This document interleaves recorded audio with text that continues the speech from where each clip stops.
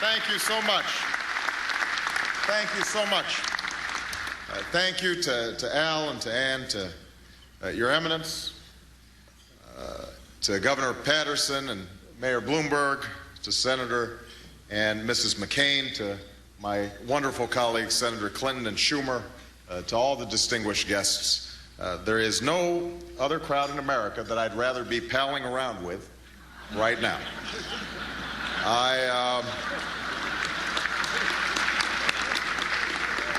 I'm sorry he couldn't be here. I do send regards to my running mate, Joe Biden, or as Senator McCain noted, he now actually likes to be called Joe the Senator.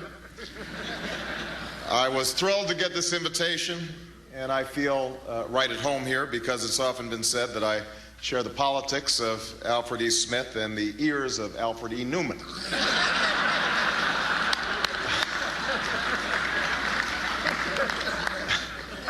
But I have to say tonight's venue isn't really what I'm used to. I was originally told we'd be able to move this outdoors to Yankee Stadium.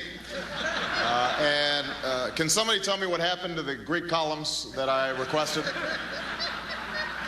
I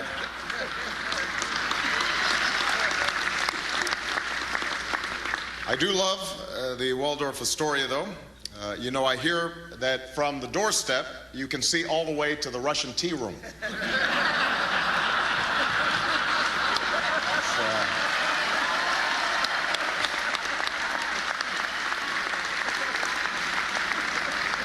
It is an honor to be here with Al Smith. I obviously never knew your great-grandfather, but from everything that Senator McCain has told me, the two of them had a great time together before Prohibition, so.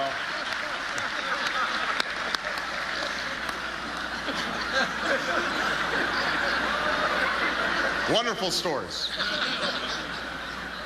The mayor of this great city, Michael Bloomberg, is here. The mayor recently announced some news, made some news by announcing he's going to be rewriting the rules and running for a third term, which caused Bill Clinton to say, "You can do that?"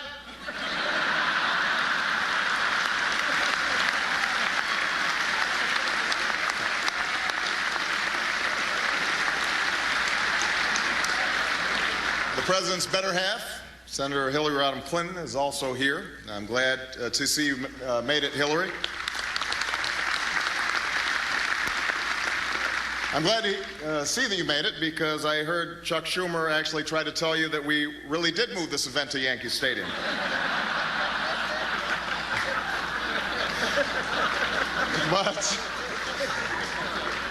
But I'll tell you all from personal experience, Hillary Clinton is one of the toughest and most formidable presidential candidates in history. She's broken barriers.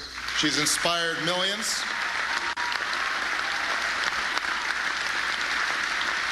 She is the primary reason I have all this gray in my hair now. I am also glad to see that Senator Schumer is here, and I see that he's brought some of his loved ones. Those would be the folks with the cameras and the notebooks in the back of the room.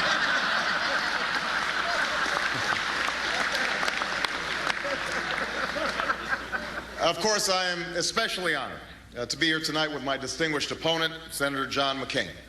I think it is a tribute to American democracy that with 2 weeks left in a hard-fought election, the two of us could come together and sit down at the same dinner table without preconditions. Now, recently, one of John's top advisors told the Daily News that if we keep talking about the economy, McCain's going to lose. So tonight, I'd like to talk about the economy.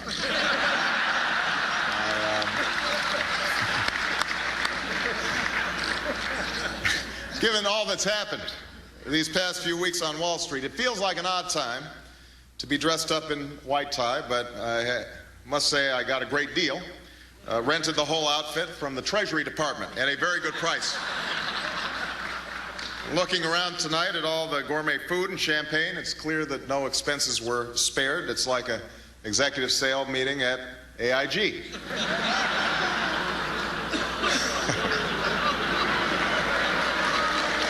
But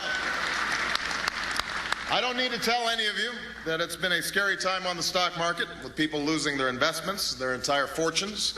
It's gotten so bad, Bloomberg now has to take the subway.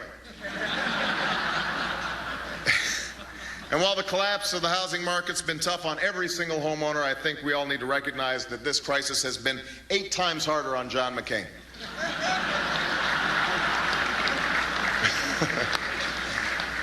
Yeah, we've been debating a lot of these economic issues over the course of the campaign, but lately things have been getting a bit tougher. In the last few weeks, John's been out on the campaign trail and asked the question, who is Barack Obama? Now, I have to admit, I was a little surprised by this question. The answer is right there on my Facebook page.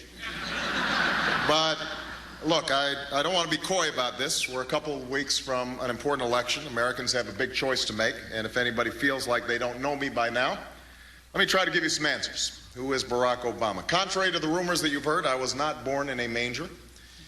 I was actually born on Krypton and sent here by my father, Jor-El, to save the planet Earth. Many of you know that I got my name, Barack, from my father. What you may not know is Barack is actually Swahili for Bat One.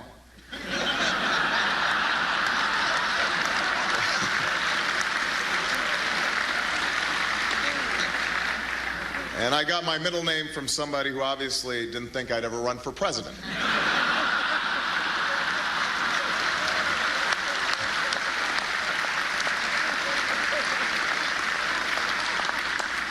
If I had to name my greatest strength, I guess it would be my humility.